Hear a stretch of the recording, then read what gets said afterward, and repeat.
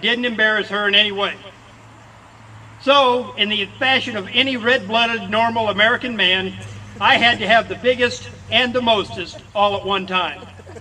I mean, what self-respecting man buys a Ford Ranger when you can put an F-450 in the garage? I'm just saying.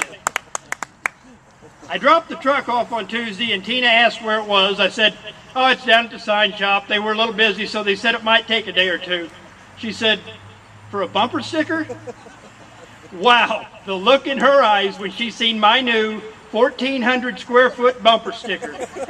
You guys know the look. Don, you know the look. The look you got from Sally when you said you were putting the cat in a kitty suite as opposed to kitty motel while you were on vacation last month. That's the look. Seriously though, this is one of our ways of being active. We also pass out these pocket constitutions everywhere we go, and we use them as tip holders in restaurants. The truck is mostly just a conversation piece on which we can base a deeper discussion about what is going on in America. I guess what I'm trying to say is we can all be active in one way or another.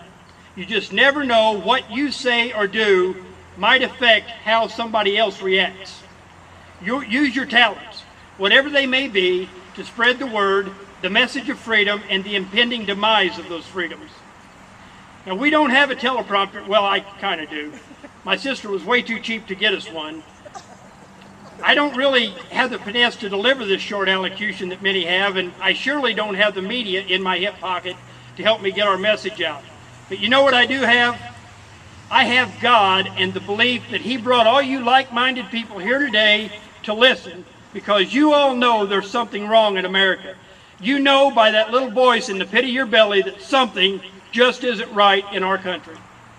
I also have the belief that America and our liberties our inalienable rights are the very work of God Himself. I will not believe that God brought together those 56 men who signed the Declaration of Independence, those very 56 men who pledged their lives, their fortunes, and their sacred honor for any other reason than to show freedom and its endless attributes to all mankind. I too have the belief firmly in my heart that we're all here for the same reason. We're here to help salvage from destruction, rip from the jaws of defeat, even break free from the chains of bondage. That very freedom, those very liberties, are God-given inalienable rights for which those 56 men pledged their lives, their fortunes, and their sacred honor. I have the belief that God sees that America is awakening, that the once sleepy are rested, the ignorant are being educated, and that the apathetic are now certainly engaged, because we've had enough of the would-be tyrants. The tyrants in union halls, city halls, state capitals, judges' chambers, and governor's mansions in cities and states all across America and on Capitol Hill in Washington, D.C. And finally, I have the belief that God is smiling on us here today. He is smiling because He knows that we aren't slick, greasy politicians or paid activists. He knows our hearts, and that you are here for love of country, love of God, and to fight for the same inalienable rights for which so many men fought and died 234 years ago, and for which our young men and women still fight today. Yep, God sees that devotion in your heart and is proud that so many freedom-loving patriots are here standing with us while we stand with God. While we may not all always agree on particular solutions to our problems, we can certainly all, Democrats, Independents, and Republicans alike, agree that there is absolutely a problem in America, or many problems for that matter. Obviously, we don't all have a billboard we can drive up and down the road to spread the message of freedom and the principles and values upon which she was founded. We don't all have a microphone or a radio show, but we do all have a mouth and a talent of some kind. We must all get active in some way. Edmund Burke said, "All that is needed for evil to triumph is for good men to do nothing." Big or small, we must be active. And in that activism, we must spread the truth. We cannot rely on lies or misleading half-truths to spread a message of honor. Honor, reliability, valor, trust, and personal responsibility are just some of the qualities for which we must look in our elected officials. All the way from union shop stewards to the President of the United States, they must all have those qualities.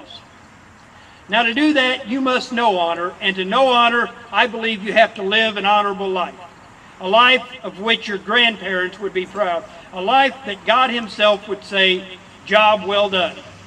We cannot expect our elected officials to be any different than those by which they were elected. We as Americans must become an honorable people. I believe we, those of us here today, and even many that can't be here today, are just that, an honorable people. So now what? Well, if you think being honorable is tough, you ain't seen nothing yet. Now you have to step out onto a flimsy limb, a limb that the opposition is trying to saw off behind you, and do something. Something to awaken a sleepy or inattentive neighbor, something to help get an honorable candidate elected, something very uncomfortable. Uncomfortable mostly because you've never done things like this before. I have never in my life been politically active. I have always been a coffee shop round table griper, but never a doer. I felt I was doing my part when I voted. I was wrong. So what can you do? You can use your talents. Get active in a group that already exists or start a group of your own. There are groups of all kinds that would welcome you into theirs, or they would help you start one in your area based on theirs.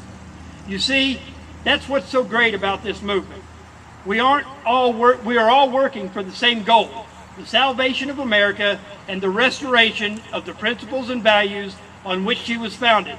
So we aren't looking to glorify ourselves, but only to glorify God by saving freedom, by saving America and her Constitution, and to get back to the free market principles that made America the greatest and most charitable nation on earth.